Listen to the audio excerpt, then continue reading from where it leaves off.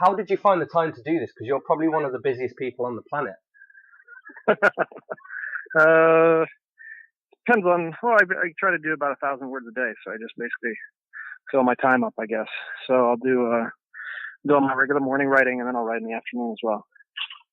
So because obviously you kind of make a living from your writing as well. So does it not get tiring after a while to do that all day and then get home and to do some more? Or well, luckily I work from home, so I can just hang out in my attic and keep writing. That's one of the best things that I've set up for myself.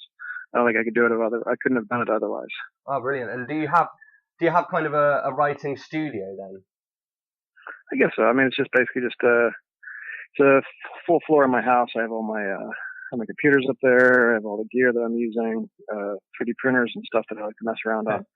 So it's sort of a ideal den for a maker and a hacker and a writer. Yeah, fair enough. So do you not have are there not any distractions? Sort of, I mean, do you have a dog or children or anything like that can come distract you? Well, we have 3 kids, but usually they stay on the first 2 floors, and I try to hide out there as long as I can up in the attic. Brilliant, fair enough. And what have they thought so far of the book? Have you read it to them as a sort of a bedtime story?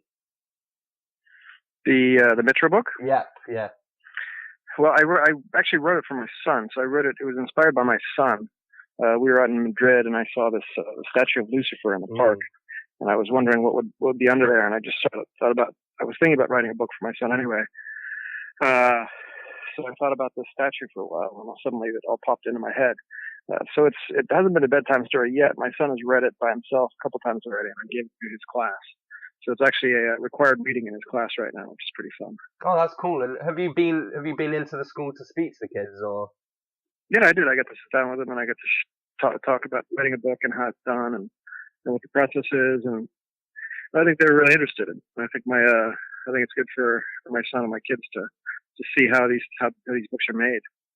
Well, definitely as well now with kind of the way sort of technology is moving things forward, and actually obviously that's obviously quite something you've got an interest in, and I was wondering, what do you think is the future of books? Do you think e-readers are going to take over, or can they coexist with the printed word? What do you reckon's coming? I definitely think they can coexist. I think the biggest issue with the printed word right now is the only people who are buying it are young adults, parents, that sort of thing.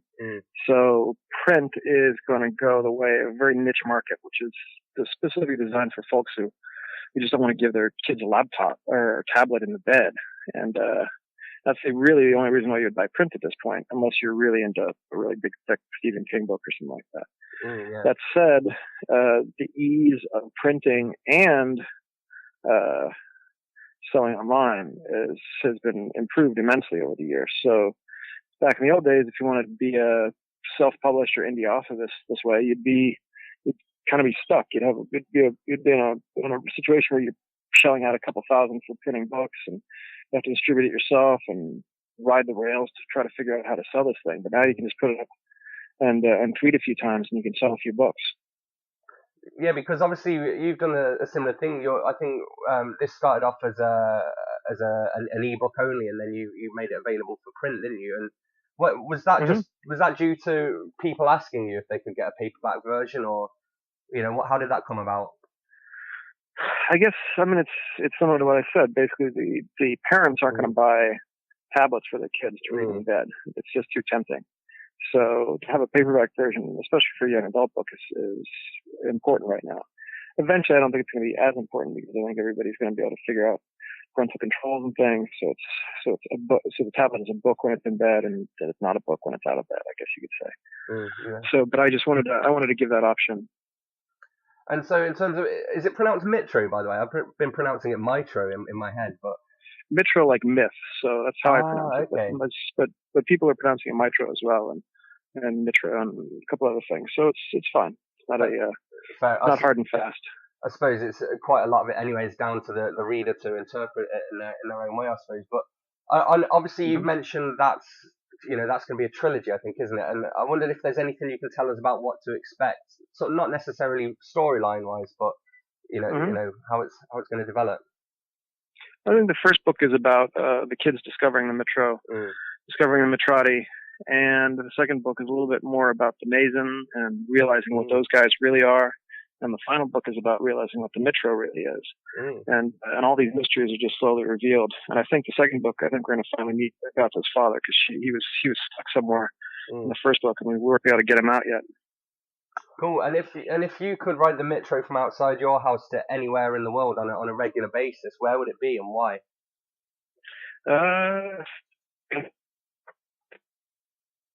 We'll see. One of my favorite old towns in Europe.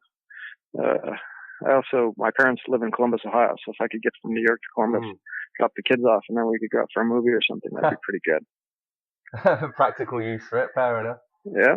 And so what are the differences between writing sort of non-fiction and writing fiction, and where are the similarities as well?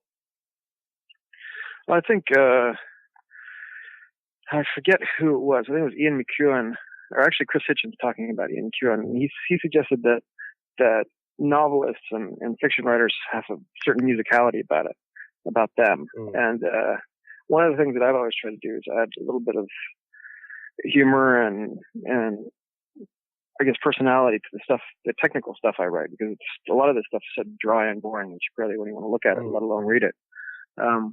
So I try to do that. So I've been able to add, I guess, this musicality to that side of writing, and then slowly but surely I've been able to pull that into my fiction writing as well. I mean, fiction writing is obviously hard because you have to create something just out of your head, and you never know when to stop. Whereas for a blog piece, it's 200, 500 words, and you're done. So it's an interesting experience. Yeah, that makes sense.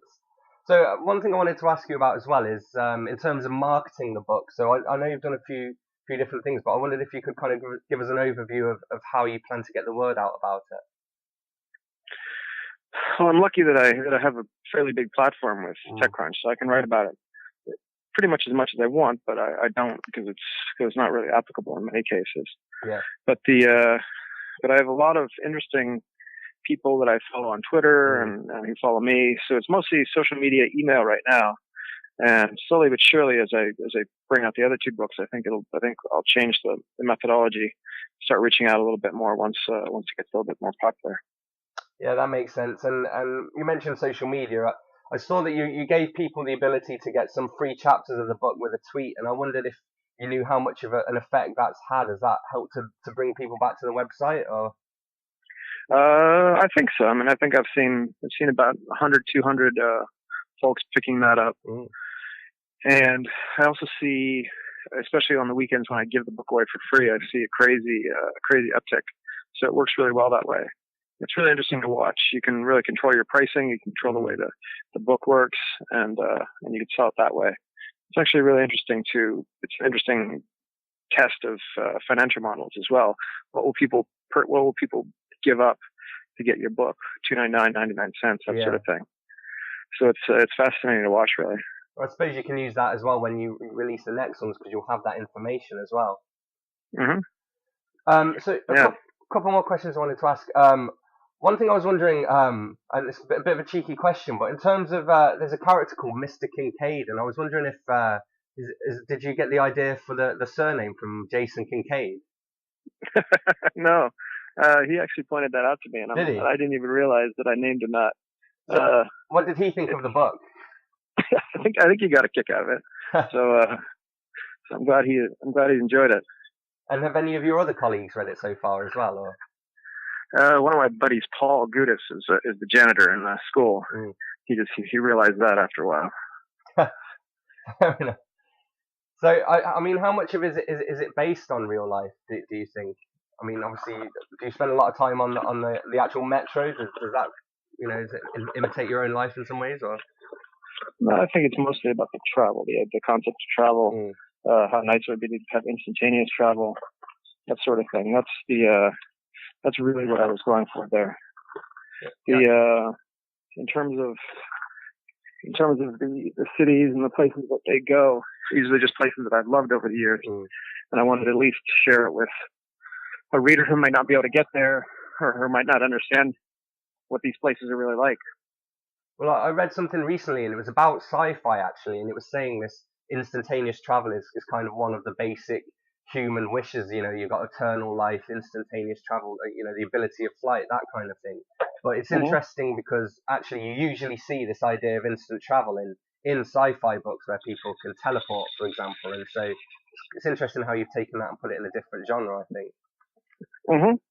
Yeah. So I didn't want to write a hard sci-fi book because I don't really read that genre, and I don't really like some of the aspects of it. Yeah. But I really do like a fantasy rooted in reality, which is something I can really enjoy. Yeah. True. Okay, so just a couple more questions to finish on. So, I understand you set up the Ray Bridge Press to actually release this book. Is that correct? I guess so. Yeah. We just I decided we needed some kind of name to make it look a little bit cooler. Yeah. So I invented that name, and in that picture is actually my son. Okay. In a window. So we just stylized that a little bit, made it look cool. And I suppose what's your plan for the future with that? Are you just going to use that as the name to release the rest of your books, or would you ever consider releasing kind of other books on it as well? Or I may. I'm not sure yet. It's a difficult question to answer. I have to figure out my own book before I can sell somebody else's. Yeah, no, that's fair enough. And just one final question. So, what was the last book that you read, and what did you think of it? Last book that I read. I think I've been reading a lot of Jack Reacher novels. Those are Lee Child. I think he's a British guy who writes as an American, and and his books are really interesting in that they're extremely naturalistic. He basically just tells the story as it happens, and there's really no psychology to it. It's just sort of a really dense way of writing. Savages, the book Savages is all very similar as well, where and I actually I don't like pulp fiction that well, but it's just something I enjoy reading. Otherwise, I've been reading a lot of nonfiction. I don't even remember anymore. So those are the books that I just remember reading specifically.